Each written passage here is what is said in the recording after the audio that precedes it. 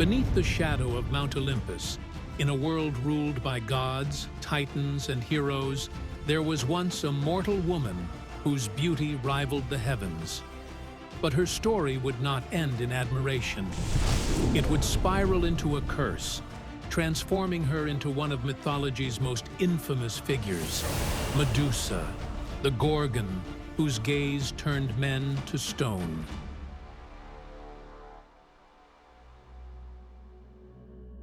Born as a mortal daughter to the primordial sea deities Phorcys and Ceto, she was the youngest of three sisters known as the Gorgons.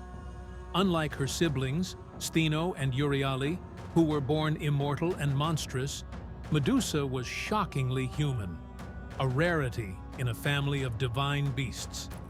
Her beauty was so profound that poets of antiquity described her as having hair so radiant it could rival the sunlight glinting on the Aegean Sea.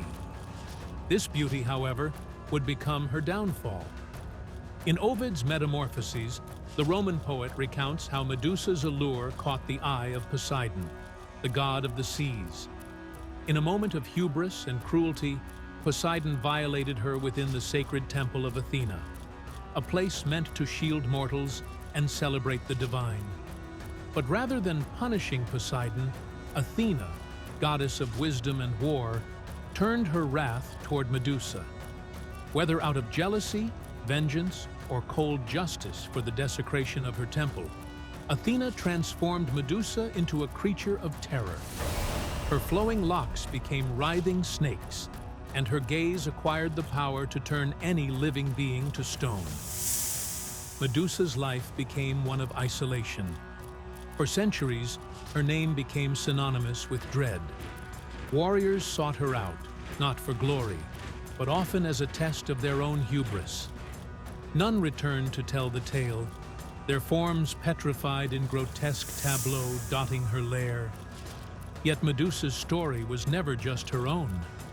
Her monstrous transformation carried echoes of broader themes: the power dynamics between gods and mortals, and the vulnerability of humanity in the face of divine whims.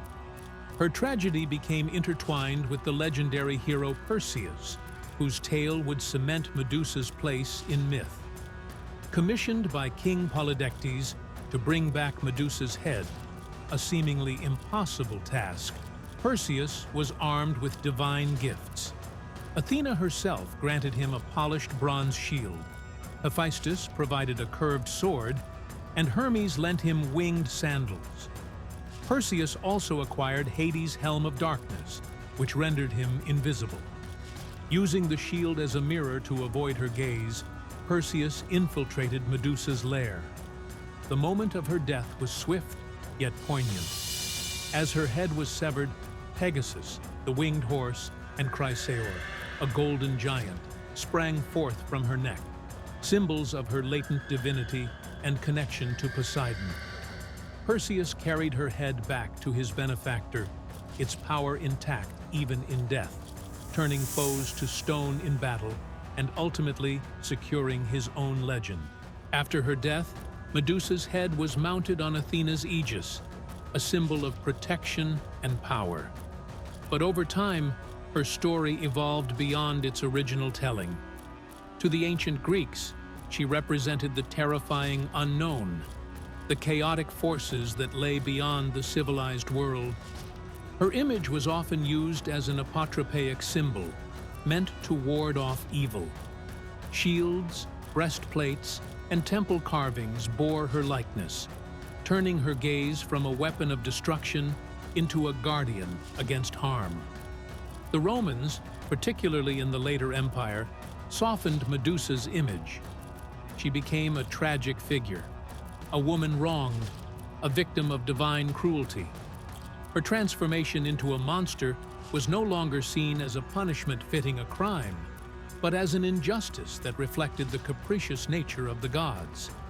The Renaissance and later centuries brought new interpretations. Artists like Caravaggio and Cellini depicted her not as a hideous monster, but as a beautiful, tormented soul frozen in anguish.